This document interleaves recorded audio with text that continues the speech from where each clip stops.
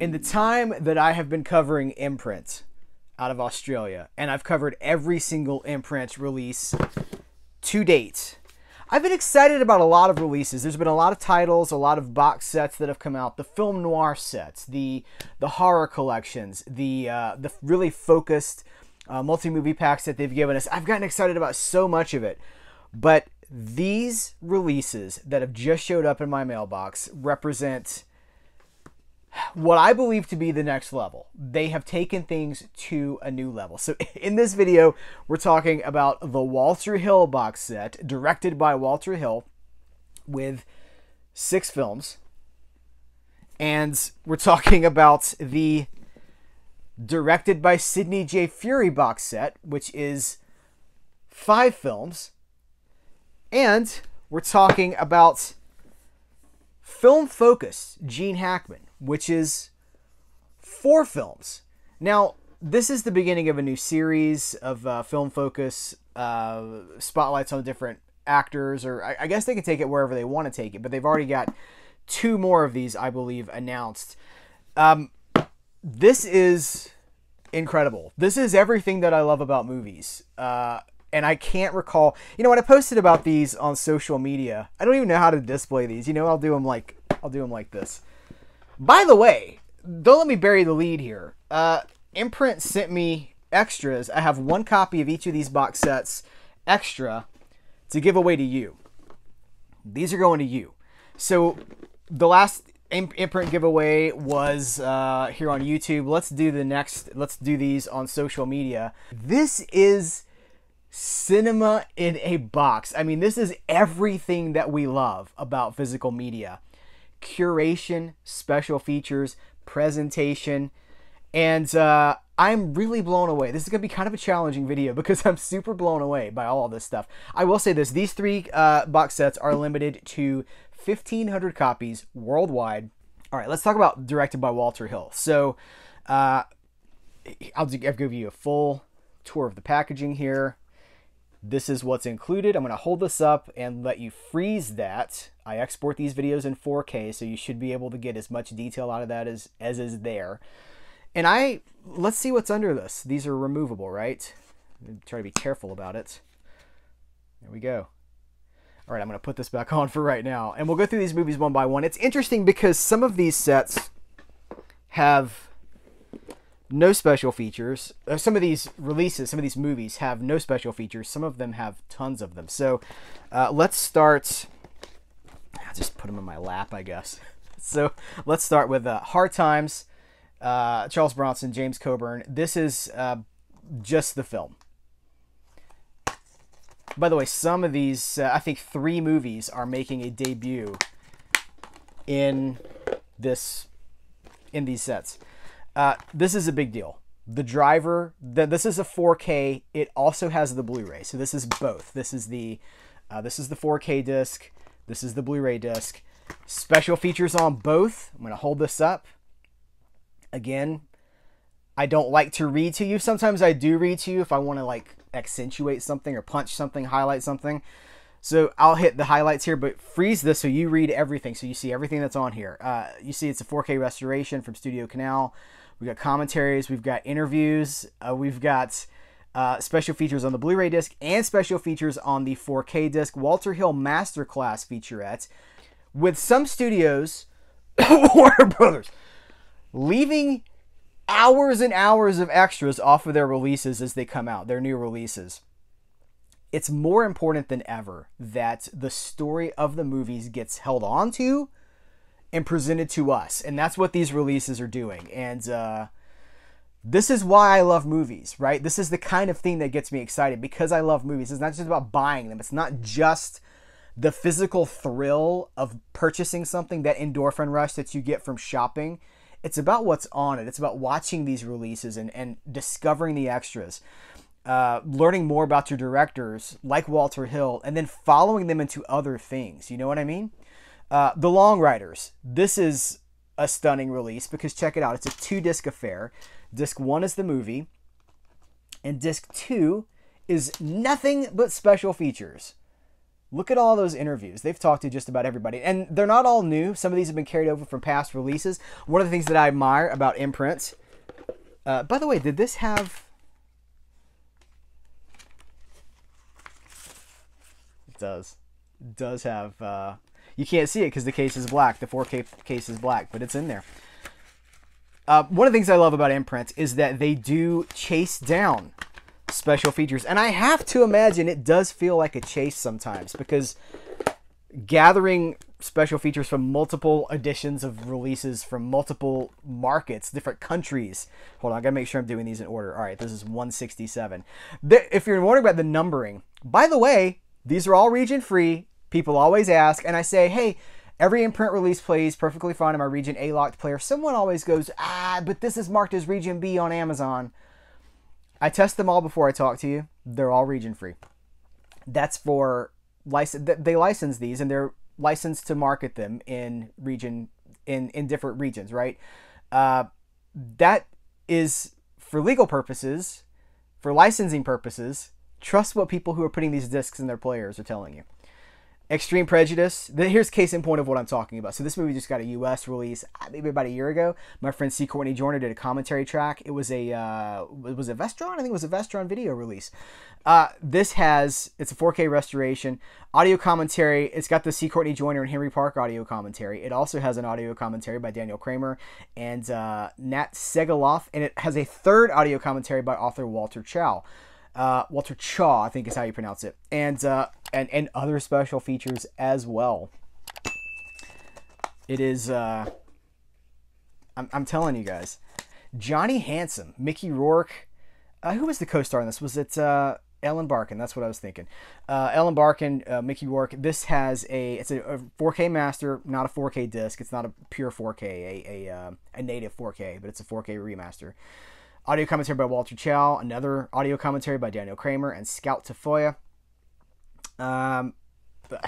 There's so much stuff here. These will take, weeks, if not months, to properly process. Which is one of the reasons that I can't wait to, why I make these videos as soon as they come in. Because these are limited releases. I know I say that every time, but I really don't want to be one of those YouTube channels who's just like, and I bought this, and I bought this. The purpose of these videos is to inform you. These are service videos to show you what you're getting for your money, to give you my honest take on them. My honesty has been challenged by a few people, but I think I've spoken out pretty clearly enough about certain companies and certain releases and things that I don't agree with, that I think I've earned your trust most of the time. I love this miniseries. This is based on I was thinking it was a Larry McMurtry story, but I don't see that that's the case here. After Lonesome Dove, which I absolutely adore, we got a kind of a new era of TV Western miniseries, and they're really high profile, really high prestige. And this is one that I really like. It's Robert Duvall, who's always great. It was great in Lonesome Dove, but he's great in everything, really. And Thomas Hayden Church, and I got the DVD around here somewhere, so now I'm excited to have the Blu-ray. All right, that's the Walter Hill set. Did you guys see the quote, by the way? I'm sure you did, but I love that for these film director series, they've got quotes from the director here. So, or actually, in this case, it's not the director. This directed by Sidney J Furie has a quote from Michael Caine, which is a pretty great quote. And here is the cardboard that tells us everything included with the Sidney J Furie set. And let's see what's underneath this. Oh, it tore. It's okay. This is the rear artwork here, the back of the box. This is absolutely stunning. You notice it's different. Like this, it doesn't really wrap around. I don't know. This just... Whoever art directed these, because I don't know. I know Daniel Kramer is heavily involved in the production of this set because he is the biographer of Sidney J Furie. He probably knows more about Sidney J Furie than anybody walking around right now. He's done so much work, and he's heavily involved with this. I don't know if whoever art directed these, stunning work. Whoever produced these, curated these, I'm in love. All right, put this box right here, and first of all we have a booklet, or let's just call it a book, glossy print, and I wish all three of these boxes had a. By the way, Little Foss, Big Halsey. I adore Little Foss and Big Halsey.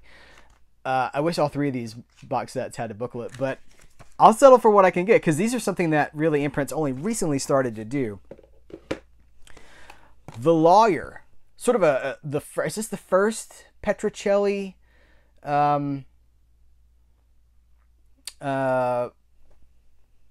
story? First Petrocelli movie, film, television product. It's 1970. In fact, all five of these. There's five of these. All five of these come from the 1970s. So this is a 1970 movie. Heavy on extras. Audio commentary by Daniel Kramer and film director Paul Lynch with archival excerpts from Sidney J Furie. And it's a 4K scan.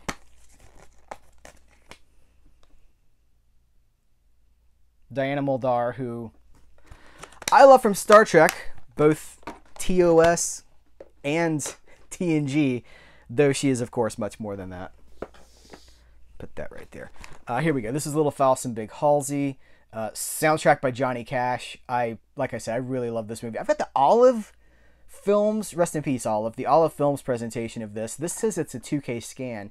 That might be an improvement over what I've already got, because I think what came from Olive was not new in any way. It's just what was already in the Paramount vault, I think.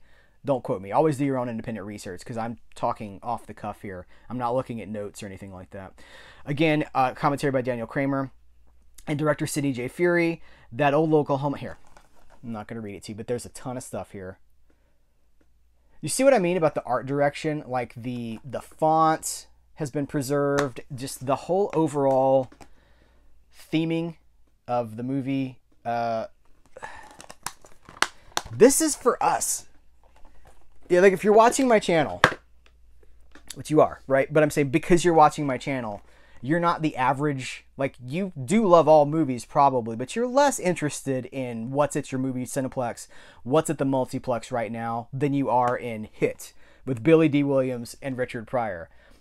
We are cinephiles of the hungriest order who want to seek out the off the beaten path, off the mainstream path, right? I'm not talking about, like, these movies aren't super obscure. They were theatrical products, but they are not in step with, you know, Scream 9 or whatever. You know, these are, we love this stuff. That's what I'm saying, is we love this stuff, and this is made for us, and it's limited to 1,500 copies. I hope there's more than 1,500 of us out there, but these are limited to 1,500 copies. And I've heard from, you know, just in the time that I posted on social media and this video, which is not long, I've heard from multiple people telling me, like, oh yeah, I had to get so-and-so because, you know, I had to get the Walter Hill set, or I had to get the Fury set. Sheila Levine is dead and living in New York. This is great, and it's got a ton of stuff here. Another commentary, Daniel Kramer and director Sidney J Furie. Another audio commentary by Sam Deegan. Roy Scheider and my friend Michael McCormack, the composer for the Jaws documentary, The Shark is Still Working, is a huge Roy Scheider fan. If he sees this, he's going to be very excited about this movie coming to Blu-ray. The Boys and Company C, again, bringing it with extensive extras. We're still in the 70s. Isn't it interesting that a director could have so many different diverse kinds of movies, not necessarily chasing trends, but having things to say, having a way to say them? Have we lost it? I feel like we have. I know we still have our Nolans, and I know we still have, like, Oppenheimer taught us a few things, but I really feel like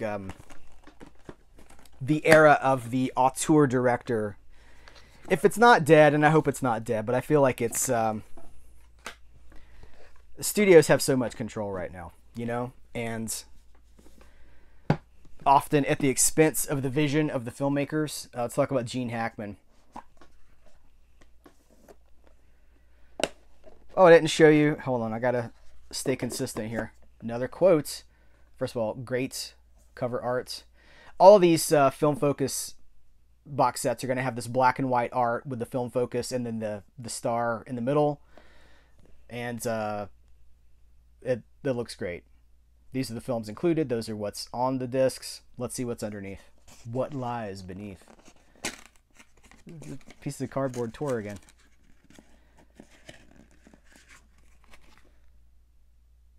All right, let's dig in. I never sang for my father. This is a bare bones release, but I'm not complaining because it would feel inappropriate to complain. Bite the Bullets. This one is mostly, we got a theatrical trailer and an isolated audio track. The isolated score audio track. It says Gene Hackman, James Coburn, Candy Bergen, channeling. It's my Lorne Michaels. It's Lorne Michaels talking about, you know, Candy Bergen would come around in the 1970s, and we would do, we would just sort of have dinner, talk about the show, talk about Saturday Night Live. The Domino Principle. We're back to extensive features. Howard S. Berger does a commentary with David Nicholson Fajardo. Stanley Kramer, Man Out of Time, is a video essay by Howard S. Berger. We got Karen Sharp on Stanley Kramer. A vintage featurette. This is a good, you know what? This is a good learning lesson for some people in my audience who seem to love studios and corporations. Trust no one. No one. That's what I grew up with. These are the themes of the stuff that I grew up with, that I cut my teeth on. It's like, hey, don't trust anybody. Everybody's out to get you. Everybody wants something from you. And March or Die. With a nice little compliments. We got 2K scan, so that's nice. We've got audio commentary by Howard S. Berger and Steve Mitchell, a video essay by Howard S. Berger, and an interview with actor Paul Sherman. Again, 3 very different films from one of our great actors. I love Gene Hackman. Let's talk about these Carry On films. This is not from Imprint. This is from Viavision, which is the company behind Imprint. Imprint is a sub-label of Viavision out of Australia. These are the next 4. We've already talked about Volume 1. This is the second volume, the Collection 2 of the Carry On films on Blu-ray. Again, I think these are the only Blu-rays in the world for Carry On films right now. They've got audio commentaries, Texas opening for Carry On Jack, theatrical trailers for all of the films. These movies have never been given this much love. Somebody told me, I don't remember who, and I don't even remember all the details, but they're like, the Carry On films are so popular in the UK that they were giving them away on DVD at one point with the newspaper. Like, if you bought the newspaper, it came with a Carry On film. I think that's what they told me. Like, they were literally giving them away because people love them so much. They were like, you get a Carry On film, and you get a Carry On film. So these are the 4 that are involved here, or that are included here. I enjoy the Carry On films. I observe them with something of a fascination because, of course, Americans did not, like, I don't think these came on in the U.S., at least not during my era, not during my generation or in my market. So discovering them has been a real, it's academic, really, because they're not funny to me. It's the kind of humor that, like, I love Monty Python, but these are dumber than Monty Python. But I enjoy, like, they're sexy and they get sexier as time goes on. But it's something uniquely British about them that makes them appealing for an Anglophile like me, and I am an Anglophile. I just love. I'm just like, I'm like an outsider looking in. I'm like, very interesting. So they're pirates on a pirate ship, but these women don't want to wear clothes. Very interesting. That's where I'm coming from. 4 Rooms. Let's talk about this really quick. This is a wonderful film. This is one of those movies that when Tarantino first started to become... What year is this? Is this 92? Oh, guys, this is 95. I forgot this. This was after Pulp Fiction.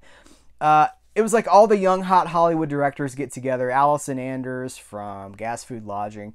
Robert Rodriguez, Tarantino, and Alexander Rockwell get together, and they make it's like an ensemble. It's a what's the word? an anthology. That's I couldn't think of the word. They make an anthology film where they each do a segment, and I mean, look, Tim Roth, who's Tarantino, one of his muses, right? Antonio Banderas, Jennifer Beals, Paul Calderon, Sammy Davis, anybody else that we should? Kathy Griffin, Madonna, Ione Skye, Quentin Tarantino, Lily Taylor, Marissa Tomei, Alicia Witt. It just goes on.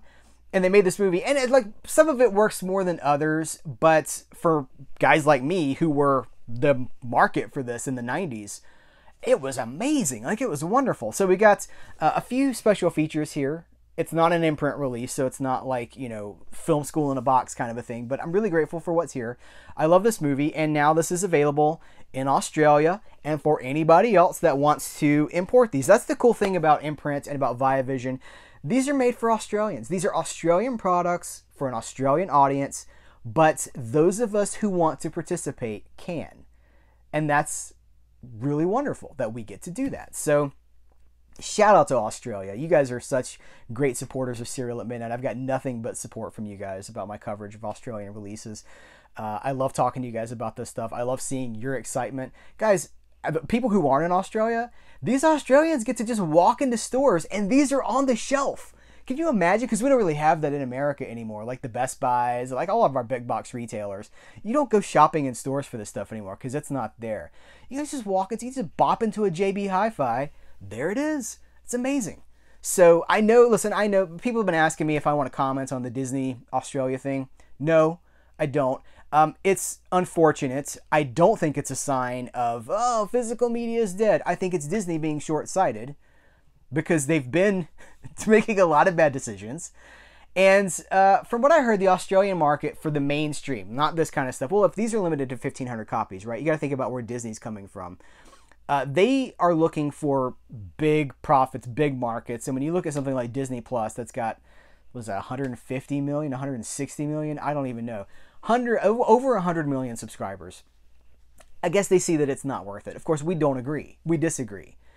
But I also know that always in motion the future is, and I don't think that story is closed. I don't think that book has closed, and I don't think the story is over just yet. So let's hold off on the pitchforks and the torches. Certainly call it out. We can talk about it. We can call it out because Disney, it's a bad decision. What's maybe best for a bottom line is not what's best for the longevity of their catalog. But let's see what happens because they haven't issued a statement about it. And I'm curious to see, you know, there's a lot of things happening right now, like the censorship of the French Connection. Disney hasn't said anything. We're observing these things, but we don't have proof yet. We don't have cold hard data as to why, how, and I try to wait until we have facts before I start, you know, the pitchforks and torches thing.